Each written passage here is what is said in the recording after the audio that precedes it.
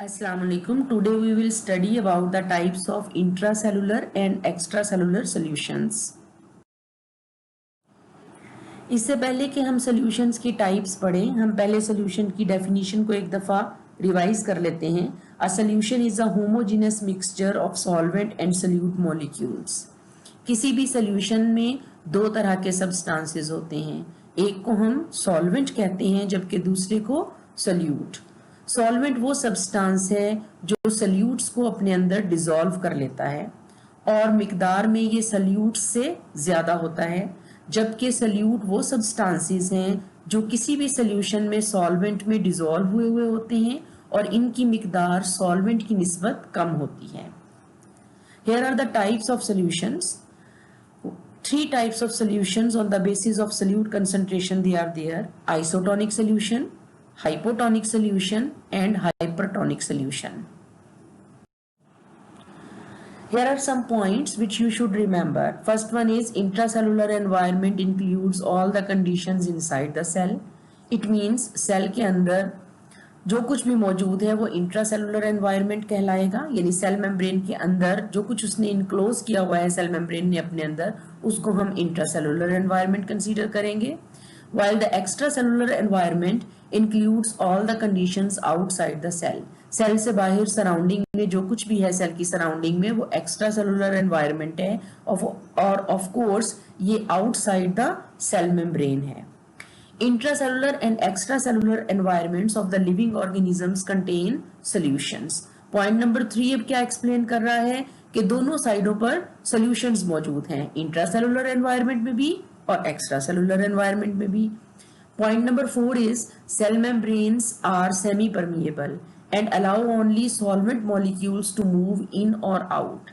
Cell membranes सब living cells की semi-permeable या selectively परमिएबल होती हैं और ये सिर्फ वाटर के मॉलिक्यूल्स को विदाउट एनी चेक इनवर्ड या आउटवर्ड आने जाने देती हैं.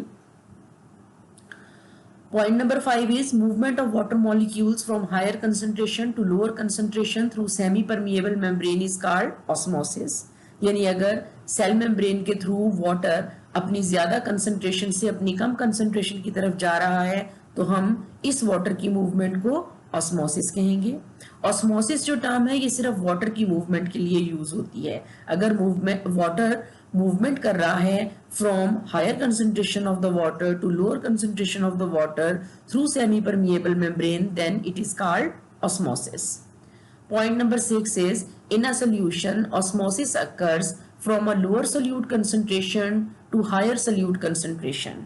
अब क्योंकि इंट्रासेलुलर और एक्स्ट्रा सेलुलर एनवायरनमेंट में सोल्यूशन है तो अगर हम ऑस्मोसिस को with reference to the concentration of solutes देखें तो वाटर की मूवमेंट सेमी परमिएबल मेम्ब्रेन के थ्रू किस डायरेक्शन में होगी, जहां लो कंसंट्रेशन ऑफ सोल्यूट्स है वहां से हायर कंसंट्रेशन ऑफ सोल्यूट्स की तरफ वाटर ऑस्मोटिकली मूव करेगा. यानी water is moving from lower solute concentration to higher solute concentration. Point number 7 is outward movement of the water through osmosis is called exosmosis. अगर water cell membrane से बाहर की तरफ move कर रहा है तो एक्सोस्मोसिस कहलाएगा ये मूवमेंट. और जो पॉइंट नंबर 8 है this is inward movement of the water through osmosis is called endosmosis. अगर वाटर सेल के अंदर मूव करके सेल में एंटर हो रहा है तो इसके लिए हम टर्म यूज करेंगे endosmosis. Now here is isotonic environment. In an isotonic environment, the relative concentrations of solute and water are equal on both sides of the membrane. There is no net water movement, so there is no change in the size of the cell. यहाँ एक आप diagram देख रहे हैं जिसमें एक beaker के अंदर एक रेड ब्लड सेल शो किया हुआ है. अब सेल के अंदर यानी इंट्रासेलुलर एनवायरनमेंट में भी सोल्यूशन मौजूद है और सेल से बाहर इस बीकर में भी सोल्यूशन मौजूद है, उसको हम एक्स्ट्रा सेलुलर सोल्यूशन कहेंगे. अब जो एक्स्ट्रा सेलुलर सोल्यूशन है यानी बीकर के अंदर जो ब्लू कलर में दिखाया हुआ है उसमें एक तो वाटर मौजूद है, दूसरा उसमें सोल्यूट्स मौजूद हैं जो डॉट्स की फॉर्म में शो किए हुए हैं. इस डायग्राम में इंट्रासेलुलर और एक्स्ट्रा सेलुलर एनवायरनमेंट में सोल्यूट कंसंट्रेशन सेम है. सो नेट वाटर की जो मूवमेंट है वो इक्वल है। जितने वाटर मॉलिक्यूल्स इंट्रासेलुलर एनवायरनमेंट से बाहर जा रहे हैं उतने ही सेल के अंदर एंटर हो रहे हैं, तो सेल अपनी नॉर्मल शेप मेंटेन किए रखेगा। There will be no net loss और gain of the water molecules. Now the next is hypotonic environment.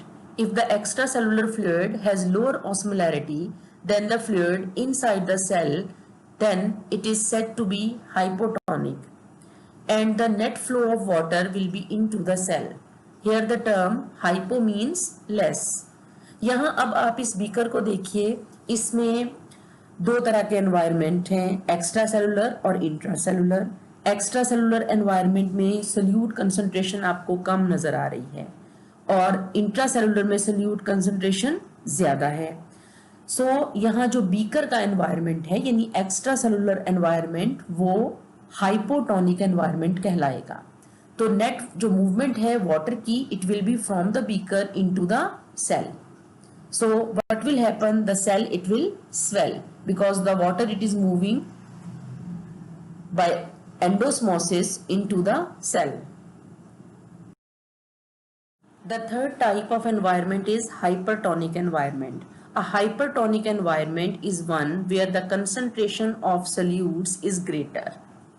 In a hypertonic environment, cells lose water through osmotic pressure differences using membrane proteins called aquaporin channels to go to the higher concentration medium. Because cells are permeable to water, they shrink and elevate the concentration of intracellular solutes. यहाँ अब आप देखिए इस beaker में जो extra cellular environment है उसमें solute concentration ज्यादा दिखाई हुई है, जबकि जो सेल के अंदर का एनवायरनमेंट है इंट्रासेलुलर एनवायरनमेंट उसमें सोल्यूट कंसंट्रेशन लेस है। तो यहाँ जो वाटर की मूवमेंट है उसकी डायरेक्शन क्या है? From low solute concentration to high solute concentration, क्योंकि सेल में से वाटर एक्सोस्मोसिस के थ्रू बाहर बीकर की तरफ आ रहा है। एज अ रिजल्ट जो सेल के कंटेंट्स हैं यानी सेल साइटोप्लाज्म उसकी अमाउंट कम हो गई है वाटर के रिमूवल की वजह से, तो सेल श्रिंक कर गया है। Now this slide is showing the effect on the cell when it is placed in isoosmotic, hypoosmotic and hyperosmotic environments. यहाँ आपको एक डायग्राम नजर आ रही है जिसमें 3 बीकर्स हैं। हम इनको राइट टू लेफ्ट स्टडी करेंगे। जो फर्स्ट बीकर है राइट साइड पर जिस पर आइसोosmotic लिखा हुआ है, जब हमने सेल को ऐसे सोल्यूशन में पुट किया है जिसमें सोल्यूट कंसंट्रेशन ऑलमोस्ट उतनी ही है जितनी सेल में है, तो जो नेट गेन और लॉस है वाटर का वो इक्वल हो गया। आपके पास सेल की शेप, ये जो रेड ब्लड सेल की शेप है वो सेम रही, क्योंकि जो solute concentration extra cellular environment में है वही इंट्रासेलुलर एनवायरनमेंट में है। लेकिन जब इसी सेल को हम सेकेंड बीकर में देखिए हाइपरटोनिक सोल्यूशन में रखते हैं, यानी बीकर के अंदर का जो सोल्यूशन है उसमें सोल्यूट कंसंट्रेशन ज्यादा है, जो सेल है उसमें सोल्यूट कंसंट्रेशन कम है, तो फिर क्या हुआ? जो वाटर है वो बाय एक्सोस्मोसिस मूव किया है from low solute concentration to high solute concentration. As a result of this जो साइटोप्लाज्मिक कंटेंट्स हैं वाटर की रिमूवल की वजह से सेल के वो कम हो गए, सो द सेल श्रिंक कर गया है। आपके पास जो थर्ड कंडीशन है उसमें आपने उसी सेल को जो हमने फर्स्ट केस में देखा था, रेड ब्लड सेल को हमने प्लेस किया है एक हाइपोटोनिक सॉल्यूशन में। यहाँ जो एक्स्ट्रा सेलुलर एनवायरनमेंट है उसमें सोल्यूट कंसंट्रेशन कम है, जबकि सेल के अंदर सोल्यूट कंसंट्रेशन ज्यादा है। एज अ रिजल्ट क्या हुआ? जो वाटर है वो मूव किया from extracellular environment into intracellular environment, और सेल के कंटेंट्स जो हैं वो इंक्रीज हो गया due to the entry of more and more water and the cell as a result of this it has expanded. यहाँ आपने तीनों कंडीशंस देखी हैं। अगर सेल को आइसोटोनिक एनवायरनमेंट में प्लेस करेंगे सेल की शेप मेंटेन रहेगी, नॉर्मल रहेगी। जब आप सेल को hyperosmotic or hypertonic environment में प्लेस करेंगे सेल श्रिंक कर जाएगा। जब सेल को हाइपोऑस्मोटिक एनवायरनमेंट में प्लेस करेंगे तो सेल स्वेल कर जाएगा। Thank you.